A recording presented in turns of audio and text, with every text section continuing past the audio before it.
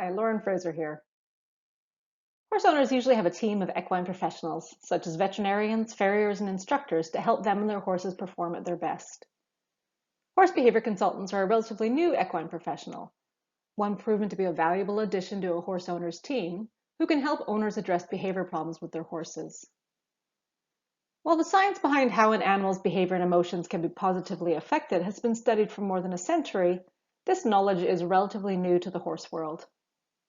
Horse behavior consultants draw on this research, using evidence-based, low-stress techniques to safely address even the most serious and dangerous problem behaviors in horses. Let's learn a little more now. Horse behavior consultants work with owners of horses who are experiencing behavior problems to help them manage or resolve the issue. In Canada, just like with the profession of horse trainer, certification or regulation of horse behavior consultants is currently all voluntary. This can be problematic, as people who attempt to address unwanted behavior in horses may resort to using retraining techniques which can cause horses physical or behavioral injuries. The primary certifying body in North America for horse behavior consultants is the International Association of Animal Behavior Consultants, the IAABC. The IAABC certification process is rigorous, and it assesses people working professionally with dogs, cats, horses, and parrots. The organization is growing, and it currently has over 1,900 members throughout the world. One of the reasons I chose voluntary certification with the IABC was to be able to show both clients and colleagues that I adhere to using what's known as LIMA, or a least invasive, minimally aversive approach to working with horses. This means that I carefully consider the techniques I use for each case and choose the ones least likely to negatively impact the horse while helping the owner address the issue. As a horse behavior consultant, I work primarily one-on-one with horse owners, often working through referrals from equine veterinarians. I see clients for a wide range of behavior and training problems. These problems can occur under saddle, in hand, or during routine management. For example, I see horses who may display escape or avoidance behaviors such as bucking, bolting, rearing, or spooking. I see horses displaying aggressive behaviors such as biting or kicking. I see horses who have developed learned fears of specific stimuli such as needles, farriers, clippers, or horse trailers. I also see horses who have become withdrawn or depressed. Most of the problem behaviors I see are accompanied by negative emotional states such as fear or anxiety. A smaller percentage of my caseload is horses who have training problems without any negative emotions attached. Training problems generally reflect a lack of skill development in a certain area, for example, leading calmly in hand. When working with horses and their caretakers, I rely on my knowledge and skills to assess behavior problems, as well as my background of practical experience teaching horses new and wanted behaviors. The IAABC recommends that consultants be skilled in 7 areas, or what are called core competencies.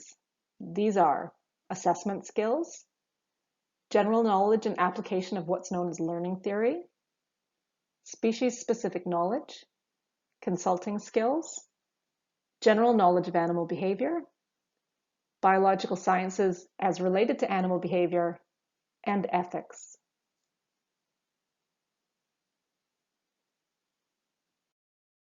Unwanted behaviors in horses can have a myriad of causes, such as pain, fear, genetics, confusion, or even prior learning. After a veterinary exam to rule out physical or medical reasons for the behavior, horse behavior consultants use their skills and knowledge to pinpoint the underlying cause of a horse's unwanted behavior, and they then develop behavior modification plans to help the owner address the issue. I often say that my work as a behavior consultant has me becoming a behavior detective when working a case. This helps me address the root cause of the behavior. Part of this detective work involves doing what's known as a functional assessment. To start, I use my knowledge and skills to determine what are called the ABCs of the problem behavior: the antecedents, the problem behavior itself, and the consequences. Behavior doesn't occur in a vacuum. There's always something that triggers a behavior or sets the stage for it to occur. We call these things antecedents, and they can be things that are in the horse's immediate environment right before the unwanted behavior occurs, or they can be things that aren't directly present but still impact the expression of behavior. In this picture, some of the antecedents might include the creek, the specific rider, the saddle, the proximity to the other horses in the field, the weather, the trim the pony received the day before from the farrier, the bridle, the time of day, the training techniques used previously to try and address the issue, and so on. All of these factors and more will influence the behavior that the owner is seeking help with. And as a consultant, I need to be able to identify them so they can be addressed as I work the case. The B is the behavior, an action that occurs in response to the antecedents. And it's something we need to be able to clearly identify. Being able to objectively observe and correctly identify behavior is one of the most critical skills a behavior detective needs. This is crucial when it comes to both figuring out why the behavior is happening, as well as identifying what it is we would like the horse to do instead. To identify the behavior, I like to use something I call the dead horse test to help me. To make it short and sweet, a behavior is anything a horse does that a dead horse can't do. For example, if we were to identify the problem behavior of the horse in the previous slide, it wouldn't be helpful to try and describe the behavior of the horse as won't cross the creek, because that's something a dead horse can easily do. Instead, it would be more helpful to identify the behavior as turns and walks away from the creek. This approach also takes any emotion out of the equation and stops the creation of false narratives about what is happening. For example, horse people often say things like, "He's running into my space to peeve me off," or "That horse is trying to dominate you." In both of those examples, it's easy to see why someone might then take a problem behavior like a personal attack, which could cause them to bring their own negative emotions to the situation. It also won't help determine the reason why the behavior is actually occurring.